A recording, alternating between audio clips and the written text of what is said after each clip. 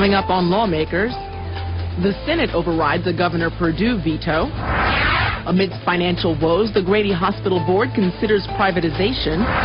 And Senator Eric Johnson announces legislation to stop robocalls. Those stories and more are coming up next.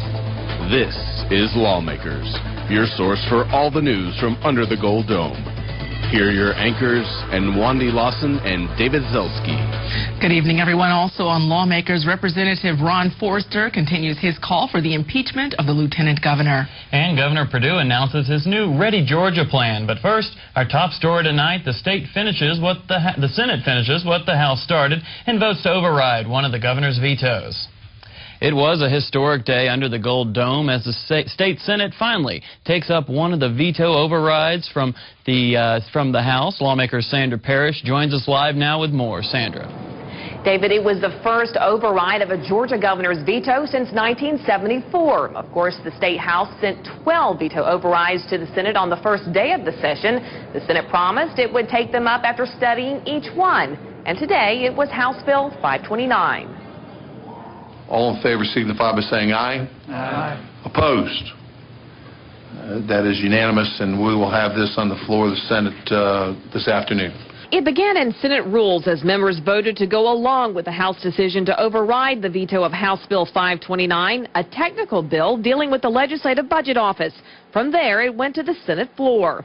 It defines the House and Senate budget offices, which were created about 5 years ago, I think, to the benefit of this body.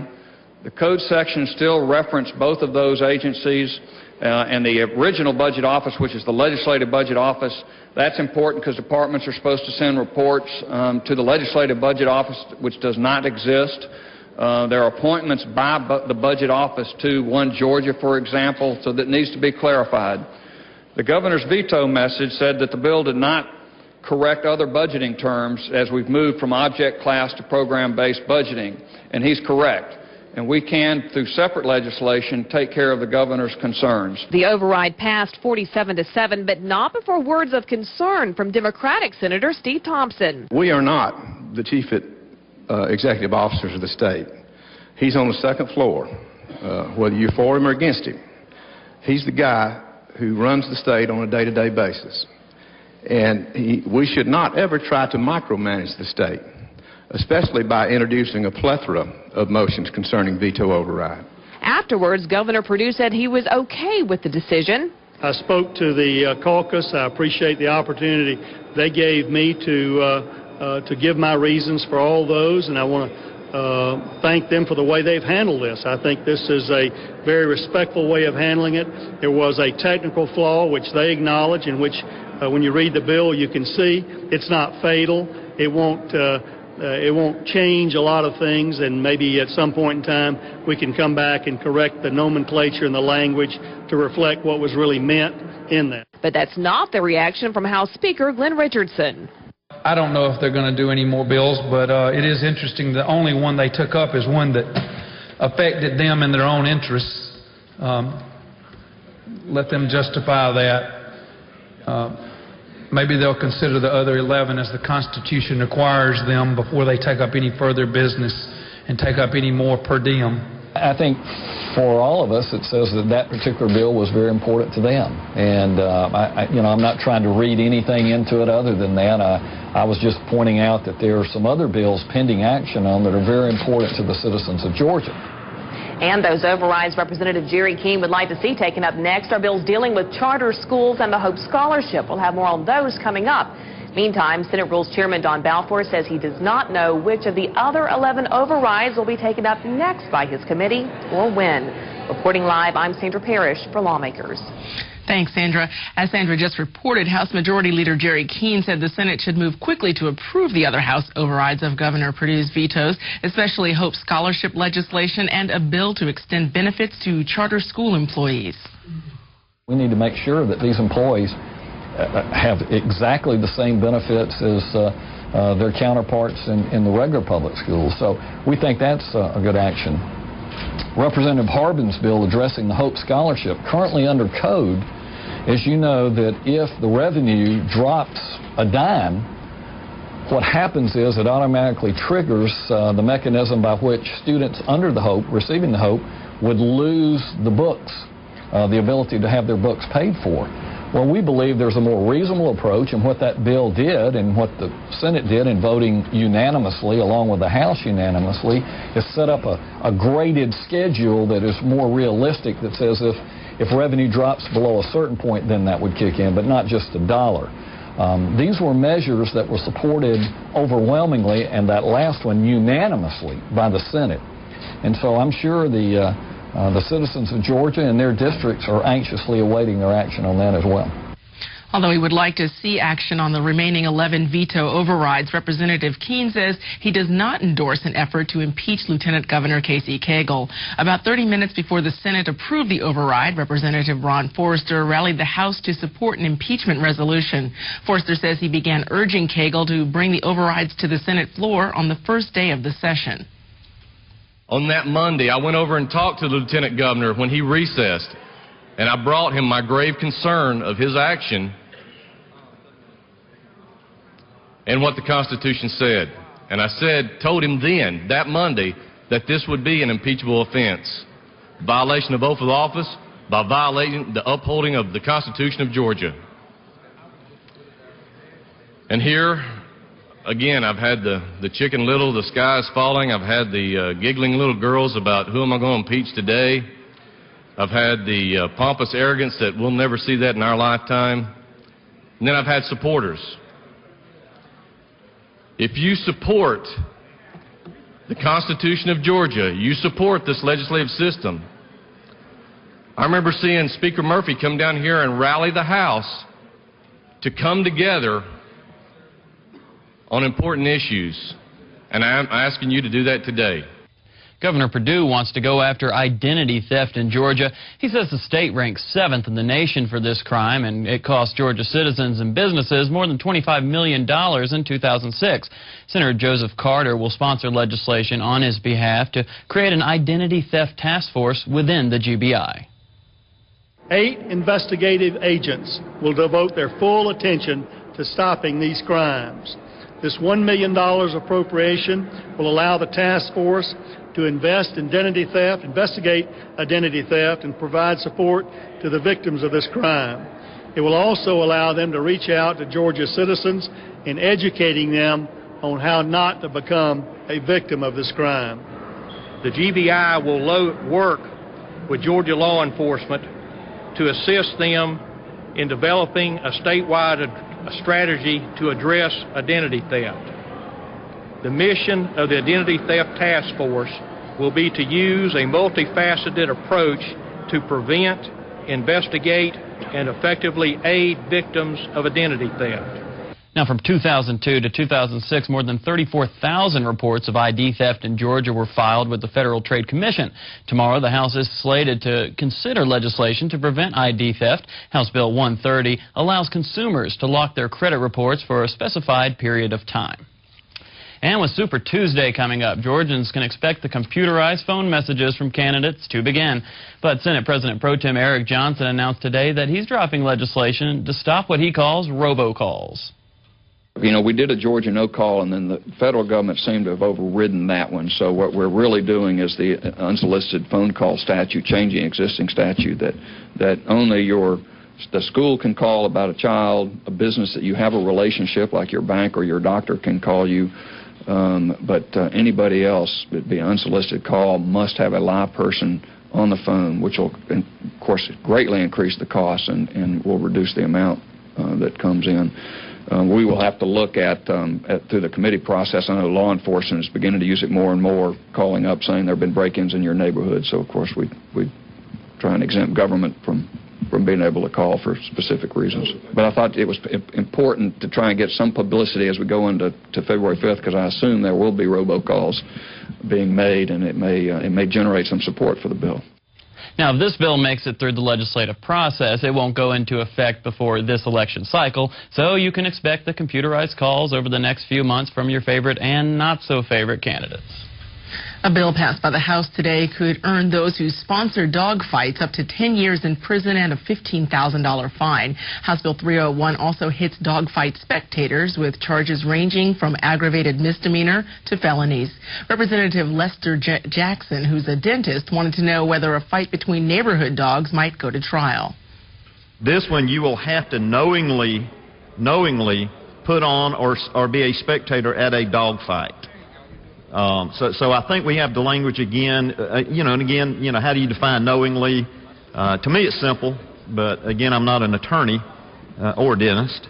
But, we think we got it pretty well narrowed down. But, yeah, if your dog gets out and picks a fight with the neighbor's dog, with this piece of legislation, I don't think you'll be charged with dog fighting.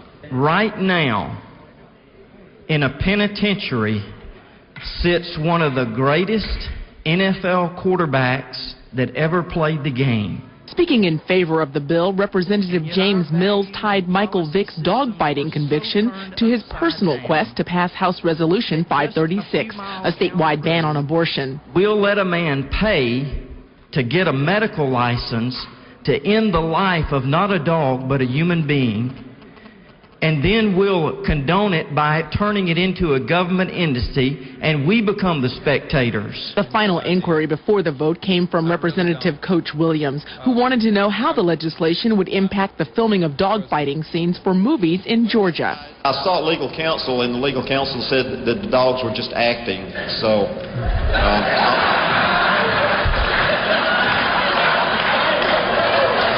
Mr. Speaker, what legal counsel is that?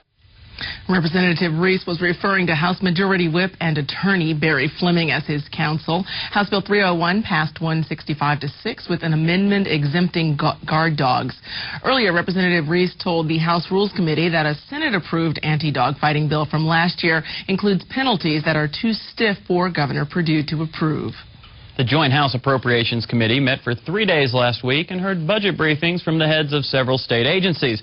They went through their financial needs and summarized Governor Perdue's recommendations for the 08 supplemental and the 09 general budget. The briefings began with Governor Perdue and state fiscal economist Kenneth Hegarty. As we put the budget together, I'm mindful of the fact that you may come across facts or figures that can improve this, and I look forward to having an improved product at the end of the session. People haven't had to stretch their budgets as far. We don't expect the foreclosures to cascade like we've seen in other areas where, the housing market is the worst. Florida, for example, Phoenix. We also see our services sector continuing to grow pretty strongly, professional and business services in particular, where there are, some high-paying jobs. Tax reform is a big issue this year, and Department of Revenue Commissioner Bart Graham was the first agency represented on Tuesday. And a little later on Tuesday, Public Safety Commissioner Bill Hitchens discussed the need for more trooper schools to help fill the 200 new state trooper positions proposed by Governor Perdue. Typically, we lose 33% of those people that start trooper school. It's 33 weeks, and to be perfectly frank, it's very demanding physically, academically, and emotionally. On Wednesday, the committee heard from State School Superintendent Kathy Cox. If you live in Valdosta, or you're over in Columbia County, or you're somewhere along the Alabama border, making sure that Georgia's teachers are the highest paid is a great incentive to make sure you've got teachers to fill your classrooms. They also heard from newly appointed Department of Transportation Commissioner Gina Abram, who has the task of getting DOT back in a sound fiscal situation. It's been very difficult to have to say to the local governments that, I'm not sure what the past commitment was, but I don't have any money to pay for it. And my job is, to make sure, I can tell you from a constitutional and statutory standpoint, we have to have the money in the bank in order to sign a contract. And there's a lot of people that I like in the state, but there's nobody that I like enough to go to jail for. And on Thursday, the Department of Human Resources, Georgia's largest agency, was represented by Commissioner B.J. Walker, who aimed to clarify the possible misappropriation of $40 million. I couldn't give you a complete, total explanation, but I don't believe that when it was all said and done, at the end of the day, that there was $49 million problem in the DD budget. I think there were, the auditors defined it one way. historically, the way the services have been defined, have been describing it another way. The Department of Corrections followed with Commissioner James Donald. He discussed a rapid growing prison population because of the growing number of methamphetamine abusers in our state. You've heard me say that our challenge is to figure out who we're afraid of and who we're just simply mad at. And for those who we're afraid of, we ought to lock them up and, indeed, if necessary, throw away the key. But for many people who have a drug addiction, we're going to introduce in this budget an alternative sentencing option. So after last week's budget briefings, the House and Senate began making changes to the governor's amended 08 budget and 09 general budget. That's a process that Senate President Pro Tem Eric Johnson says will proceed faster than the norm. The budget format, there's been agreement between the House and the Senate on how to format the budget this year to avoid redirects, so that everything in the budget will have a purpose and a recipient and an amount, so that the governor can line item veto, but he cannot redirect.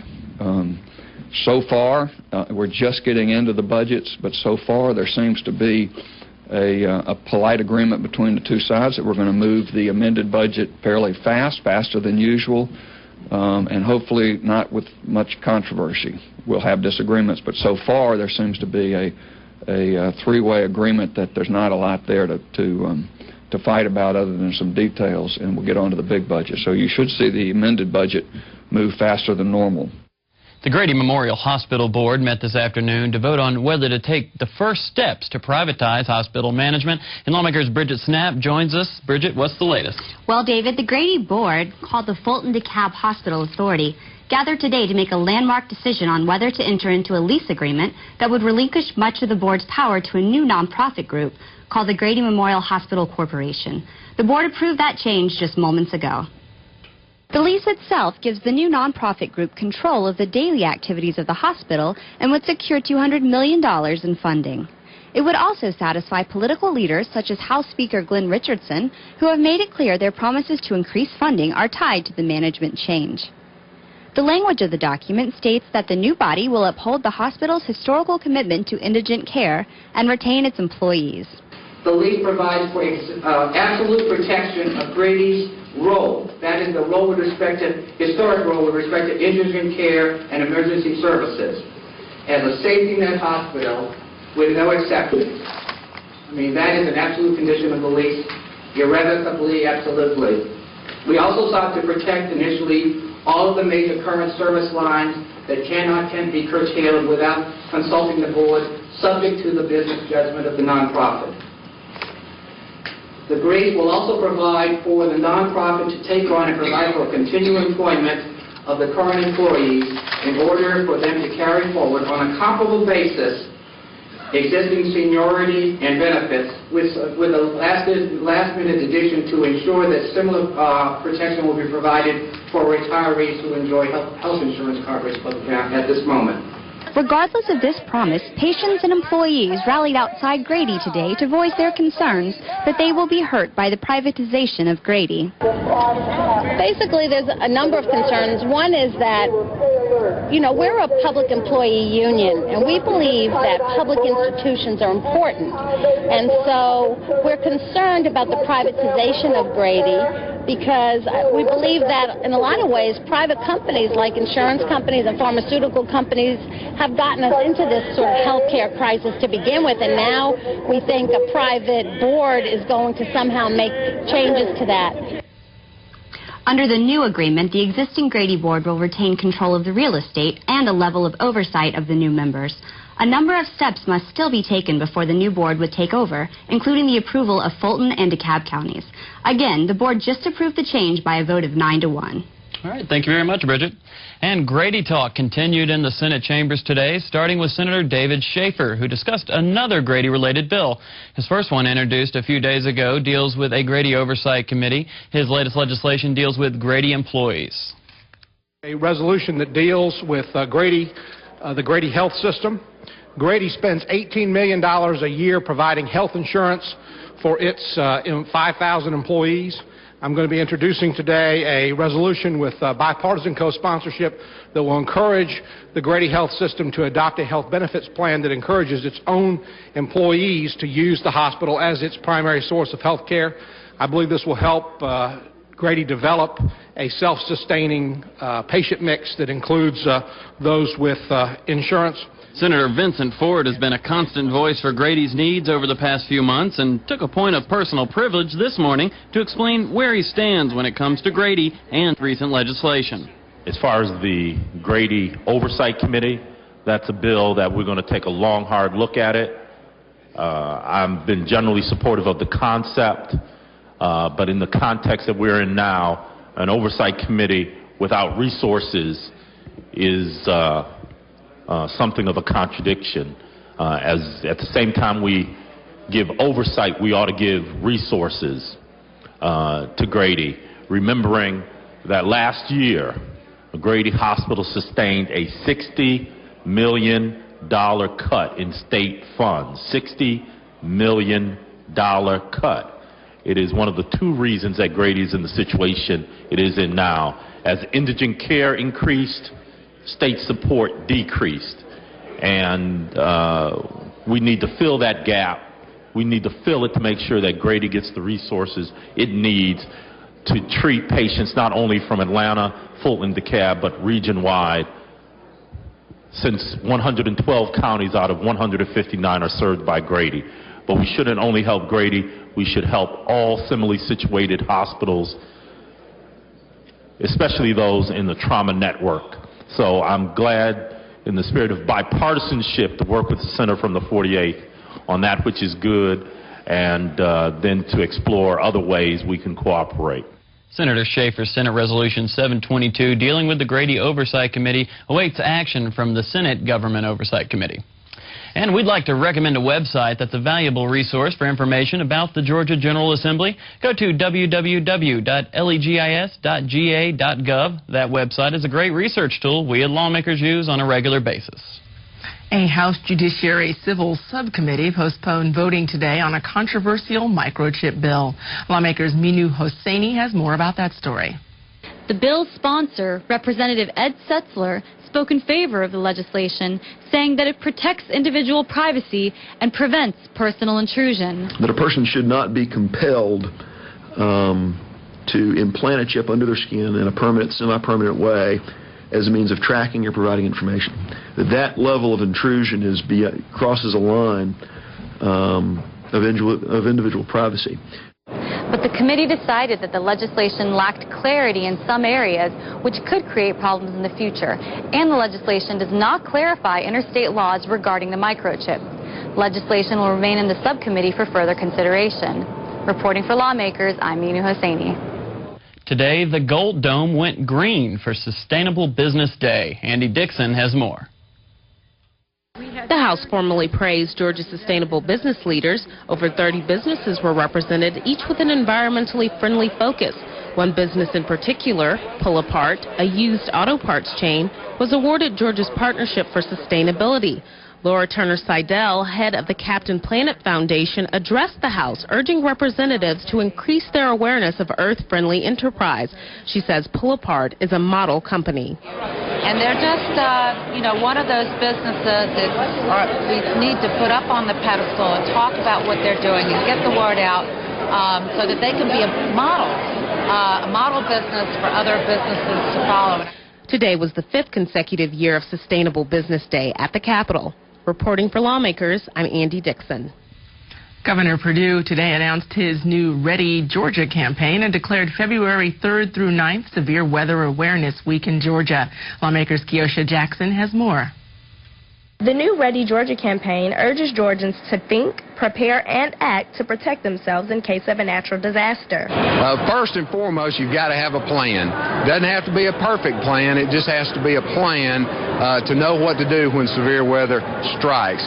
Second, you need to have a disaster supplies kit, which Home Depot has really taken a leadership role, partnered with us on putting together a good disaster supply kit. And third, you need to be aware. Know how to get weather warnings, be weather aware, know if you're in a vulnerable situation. If you are in a vulnerable situation, what steps to take to get into a more secure situation.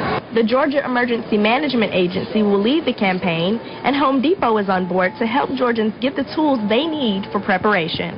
And we'll be working with CHEMA throughout the year on various campaigns to promote awareness and also to try to make donations to folks that need kits but otherwise might not have the means to source those themselves. Natural or man-made disasters can strike without warning and disrupt all the basic services that we count on. Electricity, water, sewer, our ability to get food and water. So a Ready Supplies kit can allow you to sustain yourself for those first 3 days of a disaster that State of Georgia Emergency Management and the Department of Homeland Security recommends we all have the capability to do. Governor Perdue urges Georgians to focus on a new topic each day during Severe Weather Awareness Week. Those topics range from preparations to storms and drills. Reporting for Lawmakers, I'm Keosha Jackson.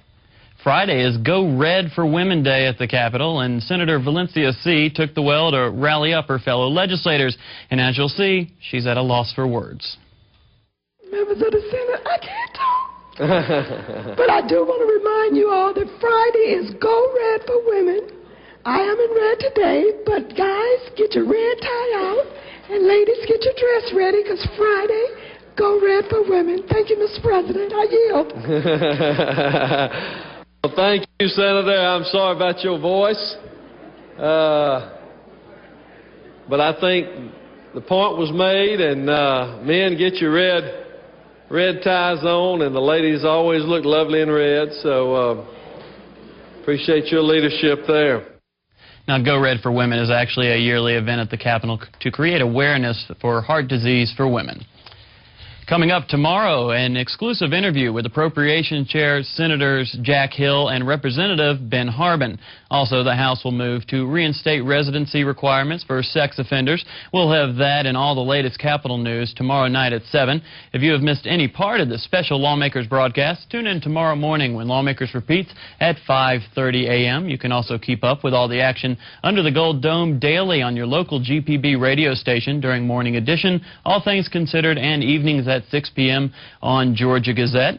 You know, we're in for a busy day in the House tomorrow. In addition to the sex offender legislation you just mentioned, also ID theft going to be on the House floor tomorrow as well, an attempt from last year to allow consumers to freeze their security and other credit information for a specified amount of time. And we'll have that to look forward to. And also, Eric Johnson talked a little about the budget. He, as you saw on the program, he talked about how we're going to be moving through it a little quicker, at least the amended budget, but we'll have to wait and see on that. Now stay tuned for Antiques Roadshow in England. That program is coming up next here on GPB. And that's our broadcast for this, the 6th legislative day of 2008. I'm Wendy Lawson. And I'm David Zelsky. Have a great evening. Good night.